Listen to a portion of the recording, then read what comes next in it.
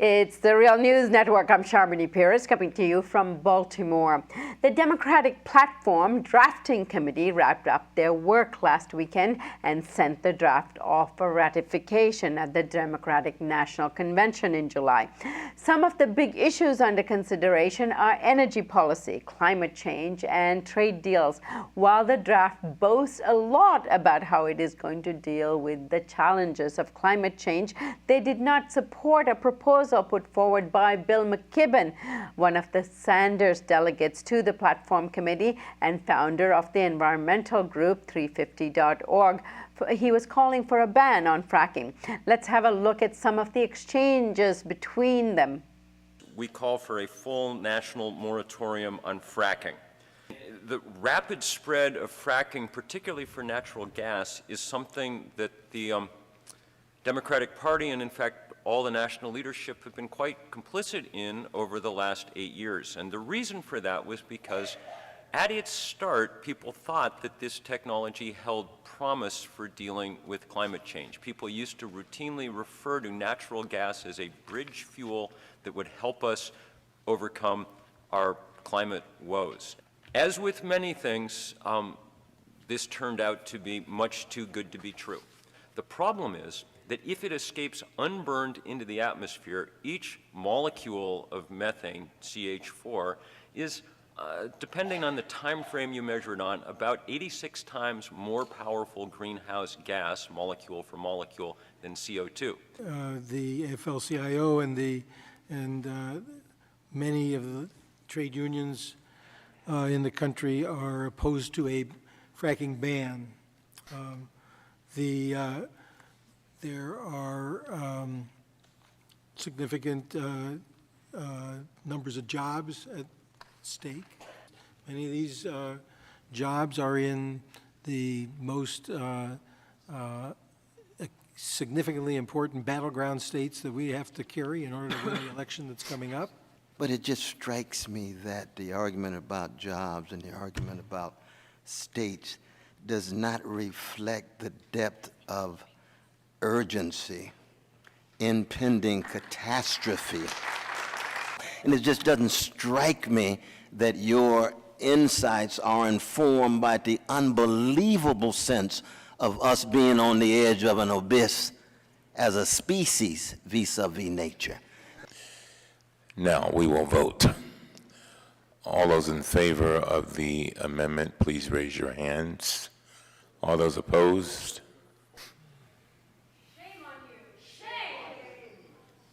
7 against, 6-4. They also did not support measures for a tax on carbon or measures against the contentious Trans-Pacific Partnership trade deal that many environmentalists say would undermine U.S. environmental protections. A deal both Hillary Clinton and Bernie Sanders say that they did not support. Joining us now to discuss all of this is Wenonah Hauter and Janet Redman. Wenonah Hauter is the author of Fracking, The Battle for the Future of Energy and the Environment. She's also the founder and executive director of Food and Water Watch. Thank you for joining us, Wenonah. I'm glad to be here. And joining us from Washington, D.C. is Janet Redman. Janet is the Director of Climate Policy Program at the Institute for Policy Studies, and she recently presented to the Platform Committee. Janet, thank you so much for joining us. Great to be back. Thanks. So, Wenonah, let me start with you. Is there anything to celebrate in this draft that's going forward to the DNC convention? Well, we're not feeling too celebratory. It is good to see climate change mentioned and to note what a terrible problem we face in the near term from climate chaos. But it was too little action too late. And you cannot continue to frack and meet climate goals. So we're very disappointed and intend to put a lot of pressure on Democratic delegates at the convention. And Janet, let me give you an opportunity to answer the same question. Is there anything to celebrate here? Sure. Celebrate may be a strong word, but I think it is positive motion forward that there is, again, as Wenonah mentioned, there's mention of the idea of moving beyond an all of the above energy strategy. There's agreement that the U.S. should be 100% clean energy powered by 2050. It's too late, but it's the idea of even getting to 100% clean energy powered is an important marker. And I think for me, what's pretty interesting is the idea that there was unanimous agreement that the Department of Justice should be investigating fossil fuel companies that misled their shareholders in not letting them know the public interest problems of using their own products. So making sure that we're holding accountable folks like ExxonMobil, who were knowledgeable of the fact that burning carbon was going to create climate chaos for the people that actually hold shares in that company. So that's an interesting knock on corporate power. But as Wenonah said, that does not go far enough. The fact that they've said no to different financial tools for cutting carbon, the fact that they've said no to keeping fossil fuels in the ground and on public lands, the fact that they've said no to fossil fuel companies taking public land by eminent domain shows that there's not the force looking at climate chaos that's unraveling already in our communities today. It's not being taken seriously enough. And Wenonah, you said something very important. You said that we're going to have a battle over this at the convention. Where do you think that will go? Because the Platform Committee was also representative of, say, the Bernie Sanders contingent, and Bill McKibben is one of the greatest advocates of a clean energy system in this country, but they didn't get very far at the Platform Committee. Why do you look forward to the convention? Well, first of all, this is just one of the many steps along the way. There is a tremendous movement growing to keep fossil fuels in the ground, which is really the only long-term answer to climate change. There are more than 600 groups that have signed on to a march for a clean energy revolution that's going to take place in Philadelphia on July 24th, the day before the convention starts. And on the 23rd, there's going to be a summit, a clean energy summit, because we know that the Democratic Party is not really listening. Their idea for clean energy includes natural gas. And that is totally irresponsible, because in the next 10 years, we need to take real action on climate change. And the new science shows that methane is almost 100 times more potent a greenhouse gas in the first 20 years after it's emitted. So the potential for just making climate chaos worse is there if we continue fracking for natural gas. And we should also remember that in the short term, that since 2012, 80% of fracking has been for oil. So we need to continue the pressure, and this pressure will take place within the convention itself. We've delivered with our allies more than 90,000 petitions to delegates.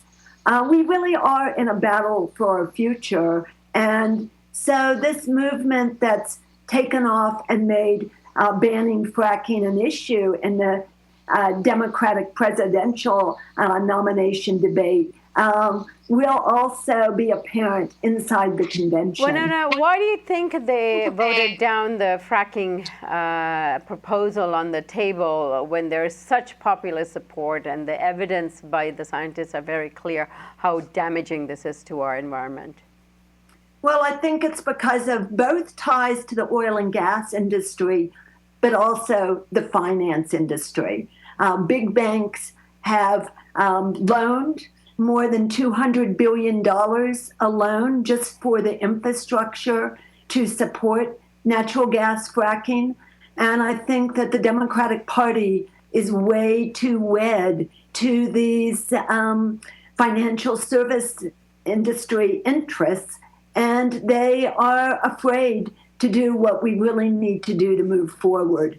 And when you look at what they did on the Trans-Pacific Partnership, refusing to vote for an amendment that would be against the Democratic Party's support for the TPP, you realize the level of confusion and how they're talking out of both sides of their mouth. Janet, let me let you get in on this now. TPP is something that Hillary Clinton and Bernie Sanders have both spoken out against, yet the Platform Committee seem to have just ignored it. Why? Well, I think we should be really careful when we look at how Secretary Clinton has spoken about TPP. So she certainly has been pressured to say, I would not vote for the TPP. I would not promote the TPP as it looks right now. What it's been harder to get her on record is saying that she specifically is against something called an investor state dispute clause. That's the clause that enables other companies from other countries to sue the United States government for the kinds of protections for worker protection and for environmental protection that we may put in place here at home. So that's an important distinction to make. So until we really see Clinton getting on board with saying no to this particular provision, we should be concerned. But so I think that what that brings into light is the broader foreign policy concerns. I actually was asked to give testimony to the committee on climate change as a foreign policy issue, as a security issue. And there I feel like we see some of these the distinctions about there's this huge support at home, stopping fracking, saying no to the TPP, and yet there's a huge push to keep that keep moving or to not reflect that movement at home in the platform. Wenonah touched on it in what she just said. Part of what's interesting internationally is that we are supporting natural gas fracking and the export of our technologies around the world. There's a really interesting initiative right now called Power Africa that many agencies are getting behind. It's a U.S. Foreign assistance program around energy. A lot of it's talked about as energy access, bringing renewable energy to folks in the continent. But if you look deep inside, actually, a lot of what's been controversial about that is the expansion of natural gas fracking. Again, talked about as a cleaner fossil fuel and part of the bridge to a low carbon economy, but a real stake in the ground by the natural gas industry in that space. And as Wenonah also had mentioned, when we look at expanding both the TPP, the Trans-Pacific Partnership, and the Trans-Atlantic Trade and Investment Partnership, the TTIP, we're looking at energy as one of the main aspects of that partnership. So trade in natural gas, export of natural gas in the United States, and then a real concern around whether or not we will be able to uphold our labor and our environmental standards here in the U.S. if we sign on to that agreement. All right, and let's also, this is for you, Janet, why did the committee not adopt a carbon tax policy? That's a good question. A carbon tax policy, anytime you call something a tax, I think, as we know in the kind of conventional wisdom, it's a red flag. I personally, we at Institute for Policy Studies have some concern about a carbon tax, in particular how it reflects the concerns of those who are lowest income in the United States. A carbon tax is unfortunately regressive unless a lot of work is done to make sure that there are rebates to low-income folks, but low-income folks spend more on their energy bills than higher-income folks. They spend about 15% of their income just on energy bills. So we need to make sure that anything we do in the United States to curb carbon is actually fair and equitable here. A carbon tax is not, I think, the best way to reduce carbon. Regulation on power plants is the best way to reduce carbon. Regulation on cars and making public transportation available, moving the way we move our goods from trucks to rail lines is the best way to cut carbon. So I'm not as upset about the carbon tax not getting into the platform as others may be. I think it's more concerning that the ban on fracking didn't make it in, that a moratorium on fossil fuel extraction in public lands didn't make it in. I feel like there are spaces where we have some easy potential victories that are about the public trust, that are about public spaces and public lands that may have been easier to win here. And I would have liked to seen both the Democratic Party from Clinton and Sanders folks champion those pieces. And Wenonah, would you agree with that about the carbon tax? I do agree with Janet. We're very concerned at Food and Water Watch about the carbon tax. We've looked at the data in British Columbia that is used as one of the reasons that a carbon tax actually reduces carbon. And what we found is the recession in 2008 is what actually reduced carbon. Rather than these financial schemes, putting the financial services industry in charge of our global climate, for instance, with cap and trade or a carbon tax, we favor regulation and moving towards keeping fossil fuels in the ground. We need to make a very fast transition to renewable energy and energy efficiency, and we're not there yet. In 2015, only 5% of our electricity was generated from solar and wind. We need to stop saying the market is going to fix environmental problems, and we need to move forward to actually regulate these damaging emissions. And we believe that there is a growing movement to do this, and that the Democratic Party has shown that the leadership is out of touch both with its base and with what needs to do to stop climate chaos. And that's not just about saving the environment. That is about making this inhabitable planet for future generations. All right. I just jump in real fast and say there is one there is a market mechanism that we could use right away to cut carbon, and that's actually taking away the tax subsidies that we already give the fossil fuel industry. That in itself would make burning oil, coal, and gas less profitable right off the bat. So there are some easy things that could have been in this platform that aren't right now. Important point, Janet. Thank you so much for joining us today, both of you, Wenonah Hauter and Janet Redman. Look forward to hearing from you both going forward. Thank you very much. Thanks so much. And thank you for joining us on the Real News Network.